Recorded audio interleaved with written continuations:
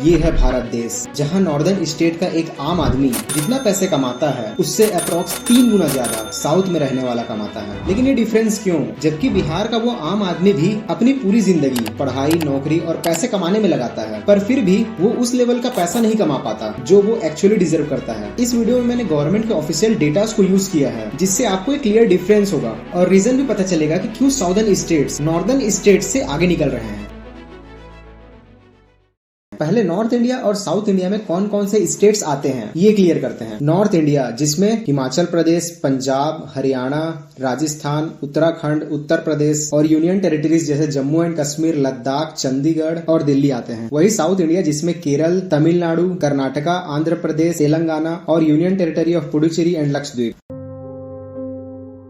North India की history का सबसे बड़ा फैक्टर रहा है उसका ओपन बॉर्डर। नॉर्थ इंडिया एक फ्लैट प्लेन की तरह है। यहाँ अगर हम हिमालयास को छोड़ दें तो कोई और नेचुरल बैरियर्स नहीं है, और इसका नतीजा ये हुआ कि सदियों तक सेंट्रल एशिया और मिडिल ईस्ट से इन्वेडर्स आते रहे, जैसे ग्रीक्स, साकास, हुन्स, मुगल्स और अफगान्स। यहाँ एक डायनेस्टी सेटल होती, इंफ्रास्ट्रक्चर बनाती, तब तक दूसरा इन्वेडर उसे उखाड़ देता। और इस कॉन्स्टेंट वॉरफेयर की वजह से नॉर्थ इंडिया का फोकस हमेशा से मिलिट्री डिफेंस पर रहा, न कि लॉन्ग टर्म ट्रेड इंस्टीट्यूशन बनाने पे। यहाँ के मेन डायनेस्टीज जैसे मौर्य और गुप्तास, इन्होंने नॉर्थ इंडिया को एक पॉलिटिकल यूनिटी दी, पर उनके गिरते ही फिर से केओस शुरू हो गया। बाद में दिल्ली सल्तनत और मुगल्स आए और इन्होंने दिल्ली और आगरा को पावर सेंटर बनाया। यहाँ भी सारा ध्यान एम्पायर एक्सपेंशन और रिबेलियन कंट्रोल में गया। नॉर्थ इंडिया की वेल्थ अक्सर लूट ली जाती या फिर वॉर्स में खर्च हो जाती। वहीं साउथ इंडिया की कहानी बिल्कुल अलग थी, और इसमें मेन रोल था विंध्यन रेंज का। यार, विंध्यन और सतपुड़ा रेंज के पहाड़ों ने नॉर्थ के इन्वेडर्स के लिए साउथ तक पहुंचना नामुमकिन या बहुत मुश्किल बना दिया। जब नॉर्थ में सल्तनत बदल रही थी, साउथ रिलेटिवली स्टेबिलिटी में जी रहा था। अगले एंगल में देखें तो साउथ इंडिया जो था ना, वो लैंडलॉक भी नहीं था। उनके पास तीनों तरफ ओशियन था,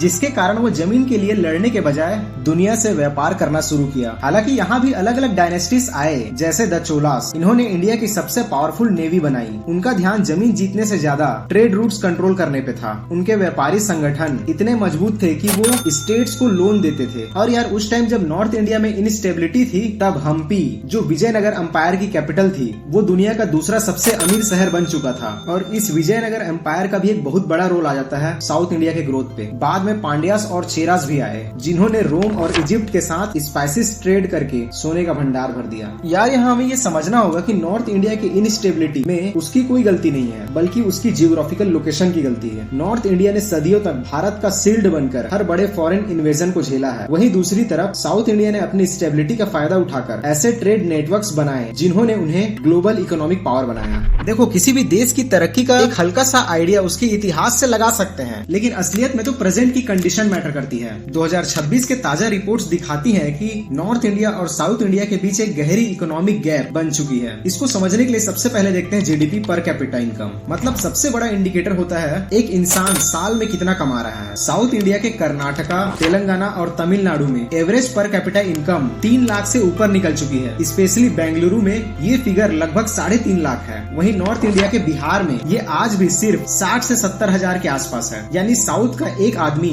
नॉर्थ के मुकाबले लगभग 5 से 6 गुना ज्यादा कमा रहा है। नेक्स्ट पुअर्टी इंडेक्स को समझे तो, जिसमें साउथ इंडिया के केरल और तमिलनाडु के परसेंटेज को देखें तो ऐसा लगता है जैसे यहाँ मल्टी डायमेंशनल पुअर्टी लगभग खत्म होने के कगार पे है। वहीं नॉर्थ इंडिया के बिहार और यूपी में देखें, जहाँ का परसेंटेज 20 से 30% के राउंड आता है। मतलब यहाँ अभी भी एक बड़ी आबादी बेसिक जरूरतों के लिए संघर्ष कर रही है। हालांकि यूपी ने पिछले 5 सालों में सबसे तेजी से लोगों को गरीबी से बाहर निकाला है, पर मंजिल अभी दूर है। अगला लिटरेसी एंड एजुकेशन के डेटा को देखें तो, जिसमें अगर आंध्र प्रदेश को छोड़ दें तो केरला 96% लिटरेसी रेट के साथ टॉप पे है। वहीं बिहार में लिटरेसी रेट 60 से 70% के बीच स्ट्रगल कर रहा है। यहाँ स्किल डिफरेंस भी समझ सकते हैं, जिसमें साउथ साइड टेक्निकल एजुकेशन का बेस इतना मजबूत है कि इंडिया के टोटल IT एक्सपोर्ट्स का 60% सिर्फ 4 से 5 साउदर्न स्टेट से आता है। एक समाज कितना डेवलप है वो इससे पता चलता है कि वहाँ के बच्चे कितने सुरक्षित हैं। और इसे समझने के लिए हम इन्फेंट मोर्टेलिटी रेट के डेटा को देखेंगे। इन्फेंट मोर्टेलिटी रेट मतलब होता है कि पर 1000 बच्चों में कितने बच्चों ने 1 साल से कम में ही अपना दम तोड़ दिया। इसमें अगर साउथ साइड की बात करें, जिसमें केरल और तमिलनाडु में इन्फेंट मोर्टेलिटी रेट 10 से भी कम है। मतलब 1000 बच्चों में से 10 या फिर 10 से भी कम बच्चे हैं जो 1 साल के अंडर खत्म होते हैं। मतलब मोस्टली बच्चे बच जाते हैं यहाँ, जो कि डेवलप्ड यूरोपियन नेशंस के बराबर है। बट यार नॉर्थ के साइड एमपी और यूपी में ये अभी भी 35 से 40 के बीच में है, जो कि ऑब्वियसली साउथ से यार बहुत ज्यादा है। मतलब यार तुम खुद ही सोचो ना, 1000 बच्चे में 35 से 40 बच्चे एक साल भी नहीं जी पाते। खैर पूरे नेशनल एवरेज का बात करो तो वो लगभग 25 है। यार नेक्स्ट साउथ की तरक्की का एक बड़ा राज है स्मॉल फैमिलीज, और इसको समझने के लिए टोटल फर्टिलिटी रेट का डेटा देखते हैं। देखो टोटल फर्टिलिटी रेट मतलब होता है कि एक औरत ऑन एन एवरेज अपने रिप्रोडक्टिव एज में कितने बच्चे पैदा करती है, और इसमें साउथ के स्टेट्स का TFR मतलब टोटल फर्टिलिटी रेट 1.7 से नीचे है। इसका मतलब वहाँ पॉपुलेशन स्टेबलाइज हो गई है। लेकिन वहीं यूपी और बिहार में TFR 2.4 से 2.8 के बीच है। मतलब बात सीधा यार, ज्यादा पॉपुलेशन मतलब रिसोर्सेज का ज्यादा डिवीजन, जो पर कैपिटा ग्रोथ को रोक देता है।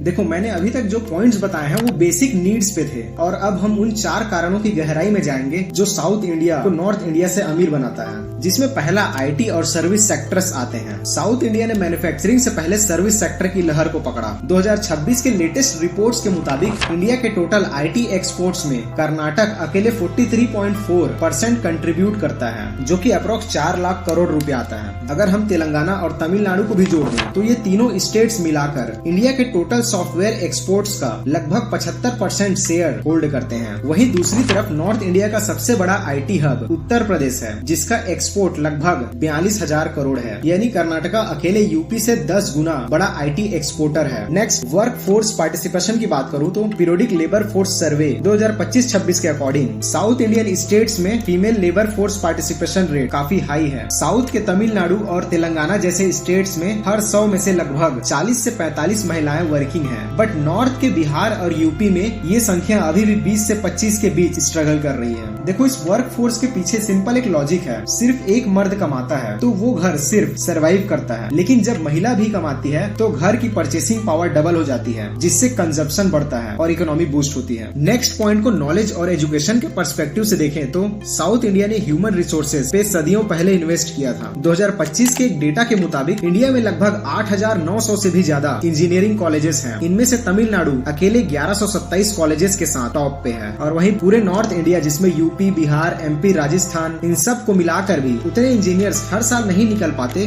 जितने अकेले साउथ के 3 से 4 स्टेट्स से ही निकल जाते हैं। और यार इसी स्किल्ड लेबर की वजह से गूगल, माइक्रोसॉफ्ट और अमेजोन जैसी ग्लोबल कंपनीज ने साउथ को अपना बेस बनाया। अब यार मैरीटाइम ट्रेड की बात करूँ, जिसमें साउथ को ऑब्वियसली कोस्टल एडवांटेजेस मिल जाते हैं। साउथ के पास 9 बड़े पोर्ट्स हैं। इंडिया का 60% से ज्यादा मैरीटाइम ट्रेड साउदर्न कोस्ट से ही होता है। मैरीटाइम ट्रेड मतलब जहाज के थ्रू सामान को एक जगह से दूसरी जगह एक्सपोर्ट या इंपोर्ट करना। इसमें इंडिया का 60% से ज्यादा मैरीटाइम ट्रेड साउदर्न कोस्ट से होता है। और यार वहीं नॉर्थ इंडिया लैंडलॉक्ड है, मतलब चारों तरफ से जमीन से घिरा हुआ है। तो इसमें प्रॉब्लम समझो कि एक फैक्ट्री अगर हरियाणा में है तो उसके माल को पोर्ट तक पहुंचाने में ही 2 दिन लग जाते हैं, जिससे ट्रांसपोर्ट कॉस्ट भी बढ़ जाता है। वही साउथ में फैक्ट्री टू शिप का डिस्टेंस बहुत कम है, जो उन्हें ग्लोबल मार्केट में कॉम्पिटिटिव बनाता है। लेकिन यार ये तस्वीर का सिर्फ एक साइड है। जैसा कि हमने देखा साउथ ने सर्विस सेक्टर में बाजी मारी है, पर नॉर्थ इंडिया अब मैन्युफैक्चरिंग और इंफ्रास्ट्रक्चर में तेजी से आगे बढ़ रहा है। यूपी में बनते एक्सप्रेसवे और नोएडा के जेवर एयरपोर्ट दिखाता है कि नॉर्थ अब साउथ के मॉडल से सीखकर रेस में वापस आ रहा है। और यहाँ साउथ इंडिया से कुछ और चीजें सीखी जा सकती है। जैसे